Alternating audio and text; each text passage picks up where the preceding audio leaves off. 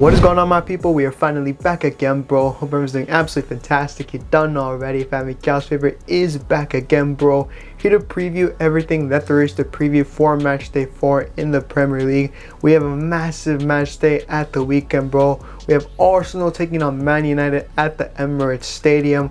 We have Liverpool taking on Aston Villa at Anfield, and Manchester City taking on Fulham at the Etihad Stadium, fam, and much more. So if any of that does interest you, stick around. Make sure to like, share, and subscribe. Tell a friend, and let's get it cracking, bro. So match day 4 does of course kick off on Saturday, September 2nd, where Luton Town will be taking on West Ham, fam.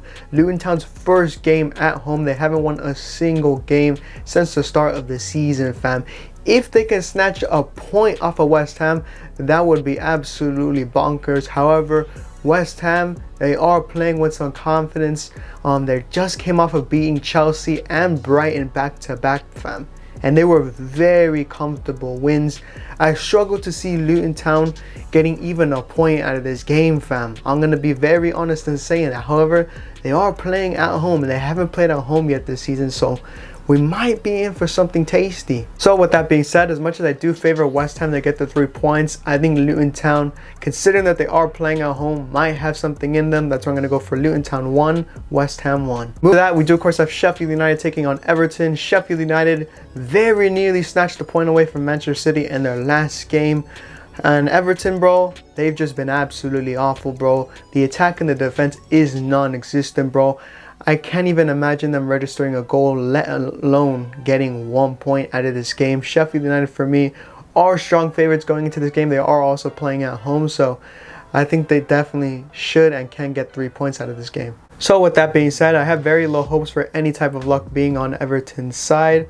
That's why I'm going to go for Sheffield United 1, Everton 0. Moving on, we do of course head over to the Etihad Stadium, where Manchester City will be taking on Fulham. Manchester City, bro, have not left their foot off the gas, bro. They've been absolutely fantastic in the Premier League. They had to dig it out of their last game, bro. They had to dig those 3 points out of their last game against Sheffield United, but they did it, bro, thanks to Rodri. And as for Fulham, fam, they've been doing pretty decent, fam. They caused a disappointment in their last game at the Emirates Stadium in the Premier League when they got 2-2 draw.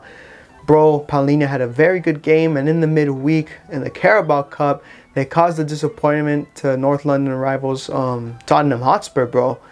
That was also massive. So I think Fulham, they might be able to get a point out of this game, bro, and cause a potential disappointment, believe it or not.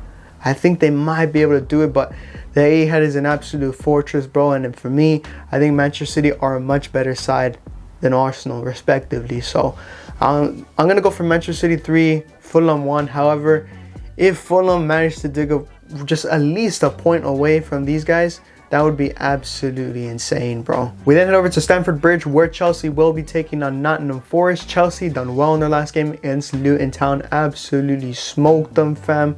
And as for Nottingham Forest, they were very close to getting that win against Man United, but they absolutely bottled it. However, in this game, I do again expect Awoni to get yet another goal, bro. At least a goal, bro. I do expect them to at least get a goal.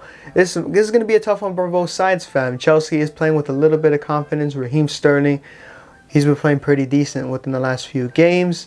And as for Nottingham Forest, it's just been Awoni as the main guy, fam. He has just been their star player. Yeah, I think it can kind of go either way, fam. I can see either team getting the 3 points, but I'm going to go for Chelsea 2, Nottingham Forest 2. After that, we do of course head over to Turf Moor, where Burnley will be taking on Tottenham Hotspur. Burnley, they got absolutely piped in their last game against Aston Villa, where I believe they lost 3-1. And then Tottenham Hotspur, they've been playing some really good football. They won their last game in the Premier League 2-0. However, in the Carabao Cup, as I mentioned earlier, they lost to Fulham in penalties. I think that might add a chip in their shoulder, bro.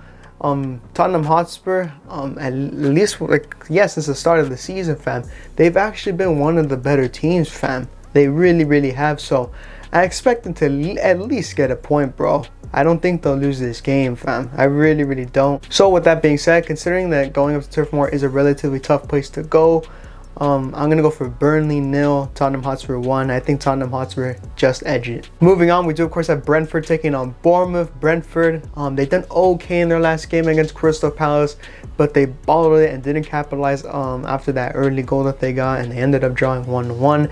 And as for Bournemouth, fam, they didn't do anything in their last game against Tottenham Hotspur. As I mentioned earlier, they lost that game 2-0. I don't think they laid a glove. They looked really, really poor.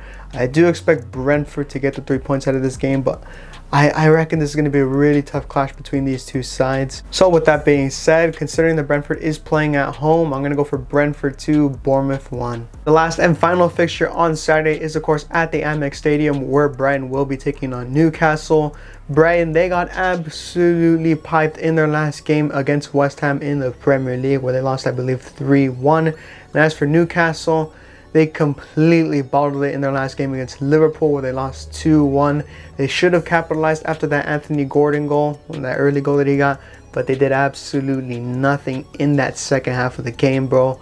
This is going to be a really tough one. It is kind of for either side. I think both of these teams, considering that they lost really, really poorly on the last match day, they're going to want to bounce back from that. This is a tough one, bro. This is going to be a really tough one. Going up to Brighton is never the easiest of jobs, but Newcastle are a really good squad, bro. And I really do imagine that they're going to, give Brighton a run for their money. So with that being said, I think this game is going to be very close.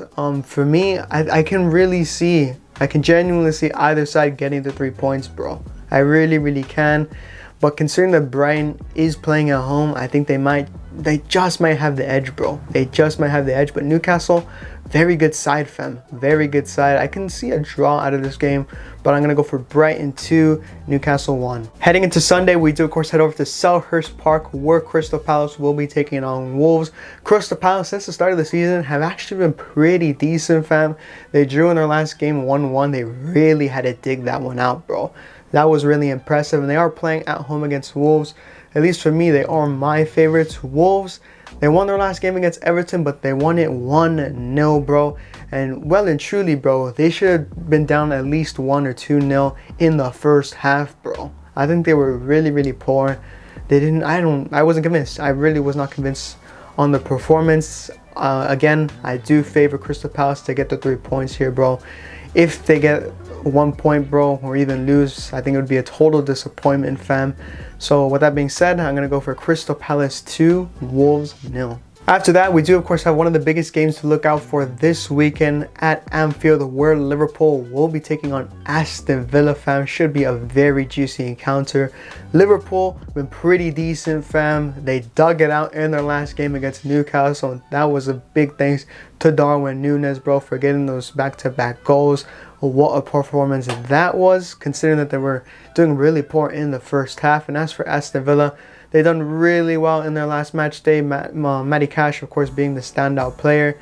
This should be a good one, fam. I know going up to Anfield, I've said this a billion times, going up to Anfield, I think is one of the toughest things to do in the Prem. It's the toughest stadium to go to. I really struggle to see Aston Villa getting a win. If they do, that would be impressive. But if they can get at least a draw, bro, that would be really good. But Liverpool, for me, are my favorites. I think they're definitely going to be full of confidence coming off of that Newcastle win, bro.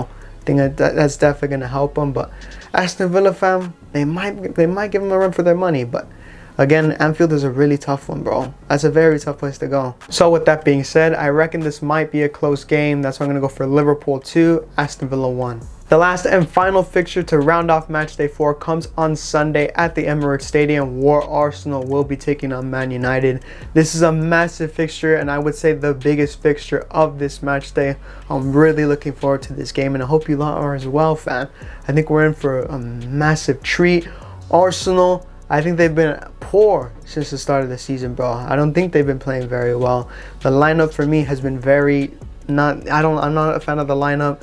I don't think Havertz in the mid, Partey in right back, Ben White in center back. I think they should just go back to the basics of how they had it. Zinchenko on the left, Ben White on right back. Just how they were, fam. Because it did work. It did work. But I can say the same thing for Man United, fam. I think the lineup and the tactics have been really weird, and they have also been poor since the start of the season, just like Arsenal. I think if Man United start Sancho, bro, start a player like Sancho. I don't think it's gonna happen, but if they start someone like Sancho, that would be massive. Maybe experiment, bro, and put Sancho in the mid.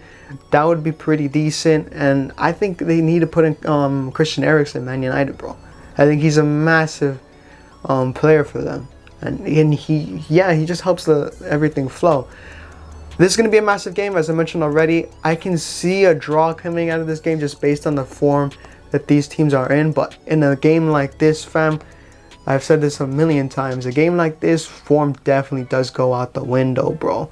This is, of course, at the Emirates Stadium, where Arsenal did beat Man United last season, if you guys do recall. The game early on this year in January.